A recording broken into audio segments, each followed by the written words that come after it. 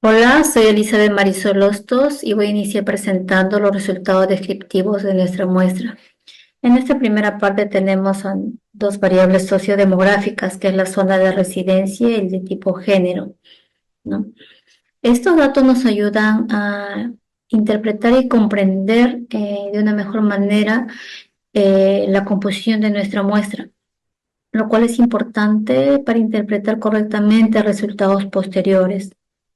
En esta primera tabla, que es la zona de residencia, podemos observar la distribución de la zona Lima Sur, Lima Norte, Este, Oeste, Centro y provincias, siendo la más representativa la zona Lima Sur, que tiene un 71,88%.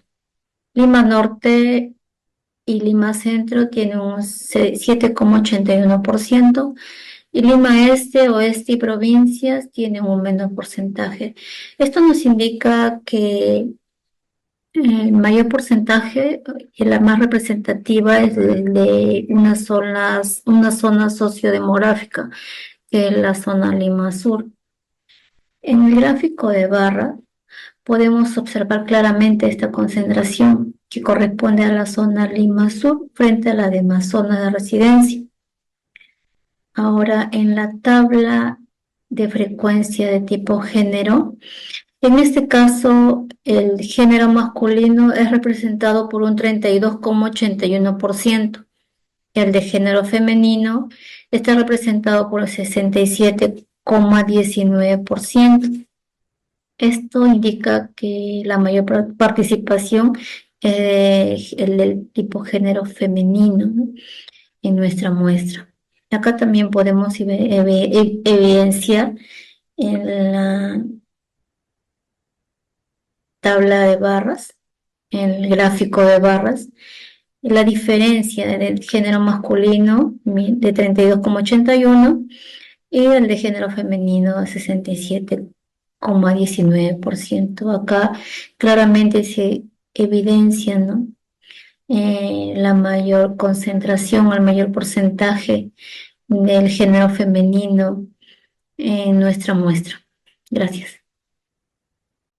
En la generación Z tenemos al 68,75% del total con 44 estudiantes. Esta es la generación predominante en la muestra, lo cual es totalmente esperable, ya que es la mayoría de estudiantes universitarios actuales que pertenece a esta edad.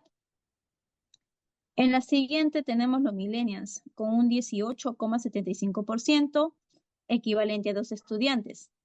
Y en la generación X con 4,69%, lo que equivale a 3 estudiantes. Y finalmente tenemos a la proporción más pequeña correspondiente a los baby boomers con 1,66%, es decir, un estudiante. En resumen, acá en la tabla, esta distribución muestra que la población encuestada está conformada mayormente por jóvenes de la generación Z, con un total de 68,75%, seguido por un grupo menor de los millennials con 18,75%, que las demás generaciones tienen una presencia mucho más reducida, algo que coincide con la estructura normal de estudiantes de la universidad. En la siguiente variable tenemos en relación con el estado civil. De la misma forma son los 64 estudiantes que encuestaron, que se distribuyó de la siguiente forma.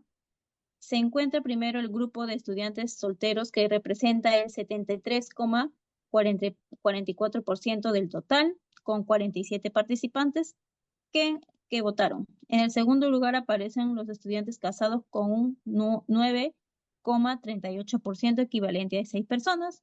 Luego encontramos a los estudiantes que se identifican como divorciados con 1,56%, lo que corresponde a una sola persona dentro de la muestra. Este porcentaje es bastante bajo, como era de esperarse en una población universitaria muy joven. A continuación, se presentan los estudiantes convivientes en la actualidad, que representa el 14,6% con 9 personas. Y finalmente, el estado civil viudo aparece con 1,56% correspondiente a un estudiante.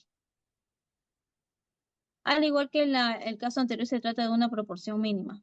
En resumen, en esta tabla podemos observar mucho mejor que la mayoría de los encuestados se encuentra en condición de soltería, que representa el 73,44% de la muestra de 64 estudiantes, seguidos por una representación menor de estudiantes convivientes, casados. Los estados civiles de divorcio y viudo tienen una representación muy reducida, lo cual que se considera a la edad universitaria en la que están.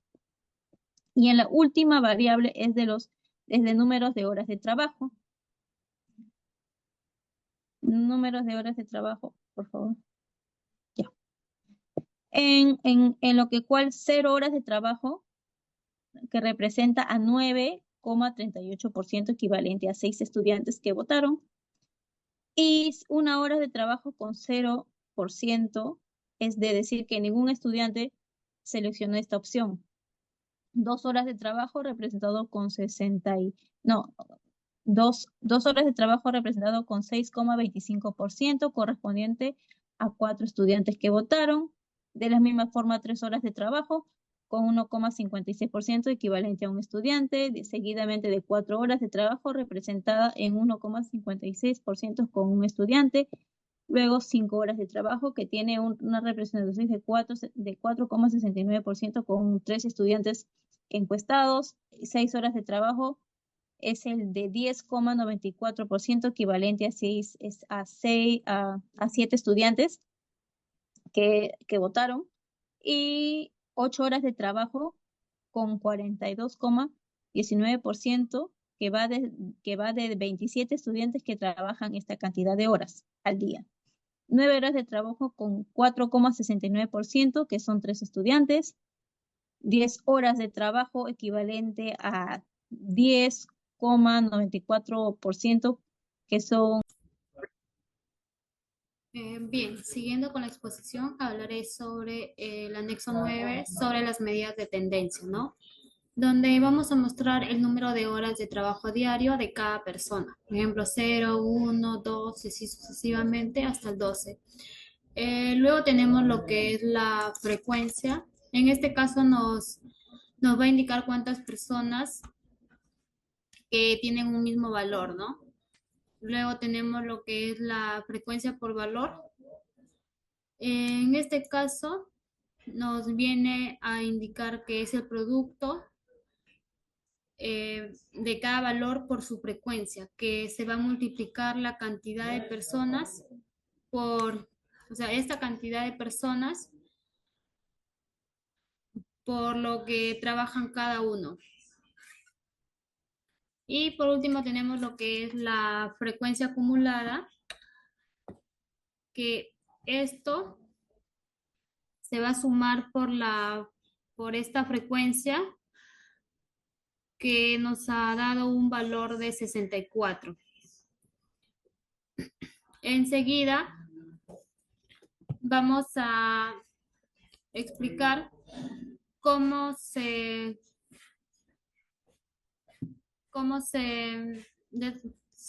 sacó las medidas de tendencia central. En este caso, la media, que nos ha salido 6,125. Esto se ha obtenido sumando lo que es la frecuencia por multiplicación, o sea, la frecuencia por valor, y dividiendo entre 64.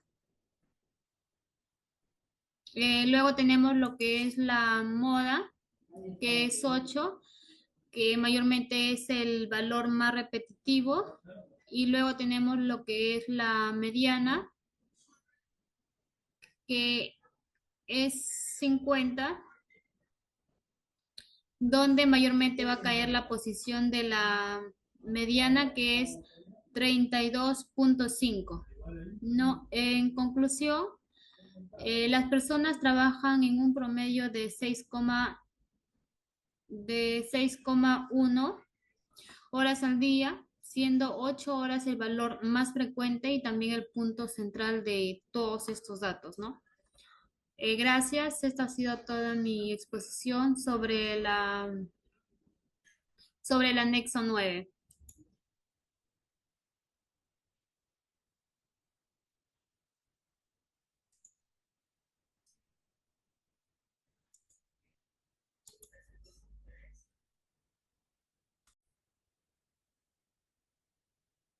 Buenas noches. Voy a explicar el paso a paso del cálculo de las medidas de dispersión, utilizando la variable número de horas de trabajo diario. Tenemos la tabla de frecuencia absoluta en la cual podemos observar los datos obtenidos de nuestra encuesta realizada. La frecuencia absoluta que representa el número de personas, 64, que es la suma del total de datos de la frecuencia absoluta. Tenemos el dato, cada dato, el valor de cada dato menos la media al cuadrado, la frecuencia absoluta por las diferencias de cada dato menos la media al cuadrado. Comenzamos para hallar el rango, vamos a restar el valor mayor menos el menor valor. Esa diferencia es la diferencia entre el máximo y mínimo valor, que es 12. Para hallar la varianza aplicaremos la siguiente fórmula, ya que estamos estudiando una parte de la población. La siguiente fórmula nos indica que la resta de cada dato menos la media aritmética al cuadrado, luego hallar la sumatoria de cada frecuencia absoluta por cada producto de las restas al cuadrado. Por último, el denominador se divide sobre cantidad de datos menos 1, obteniendo como resultado 10,71. Para hallar la desviación estándar, debemos sacar la raíz cuadrada a 10,71, que es la varianza. Entonces, el resultado es igual a 3,27.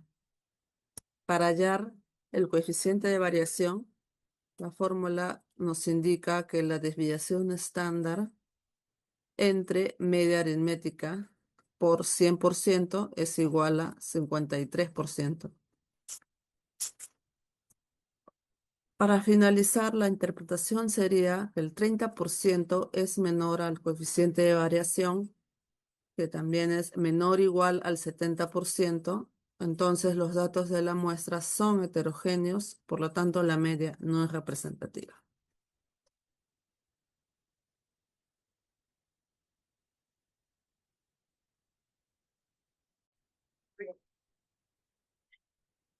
Hola, soy Julio Andrés López Agastegui y voy a hablar sobre eh, la asimetría y el coeficiente de Fisher y el de Pearson. Acá para entender la asimetría, realmente cómo se comporta las horas de trabajo en nuestras muestras, necesitamos saber hacia dónde inclinan los datos. Para eso calculamos las medidas de simetría. En este caso, vamos a hablar de la coeficiente de asimetría de Fisher, mm, en donde primero eh, analizamos acá en este cuadro. ¿Qué nos dice esto? Que al ser un número negativo, ya sabemos que la distribución tiene una pequeña cola hacia la izquierda, hacia las horas bajas. Pero lo más importante aquí es el número es extremadamente cercano a cero. Esto significa que nuestra distribución es casi simétrica. Es decir, que hay un equilibrio bastante bueno entre quienes trabajan pocas horas y quienes trabajan muchas horas. Ahora vamos a explicar lo que es el coeficiente de asimetría de Pearson. Eh, Aquí el valor también ha salido eh, negativo, es más marcado. Y esto es lo que vimos antes, que existe una asimetría a la izquierda. La mayoría de los datos de la gran masa de trabajadores se está concentrando en valores altos, eh, ¿no? Como las horas, y esto empuja el promedio hacia abajo, dejándonos una cola alargada hacia los que trabajan 0,2 a 4 horas. ¿Sí? Entonces, para terminar con esta explicación, aquí eh, con respecto a los coeficientes, tienen magnitudes diferentes. Ambas coinciden en un signo negativo.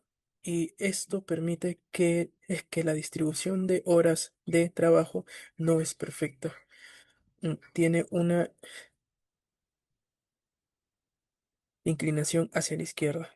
Y esto tiene sentido porque, como vimos en la tabla, la moda,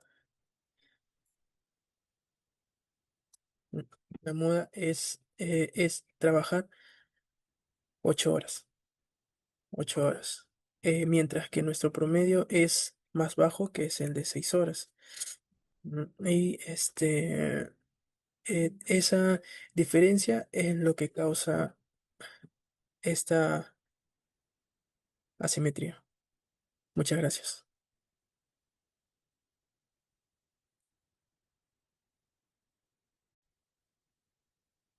Bueno, para continuar tenemos el coeficiente de la kurtosis, donde podemos observar aquí la tabla de datos, el número de horas de trabajo, la frecuencia, la media, todo estos al final se suman los valores y nos dan un resultado de 16.606,08,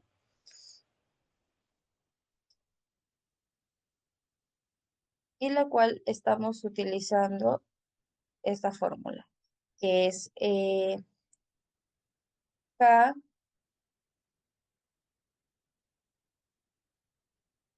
eh, fórmula, donde K es igual a la suma de F por X y menos X elevado a la cuarta potencia. Esto se divide entre N por S a la cuarta potencia. Todo esto menos 3, que nos daría un resultado de 0,74. ¿Cuál sería su interpretación? Su interpretación sería que K es menor que 0, que describe una distribución platicúrtica con menor concentración de valores en el centro y con las más ligeras de la distribución normal.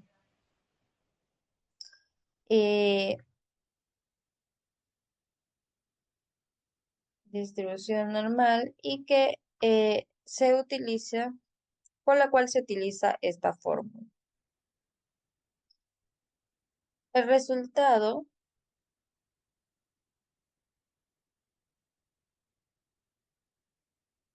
bueno, y aquí tenemos una pequeña gráfica que nos muestra el platicúrtico explicando qué tipo de distribución tiene menos kurtosis que lo normal, tal como lo confirma el resultado obtenido. Eso sería todo.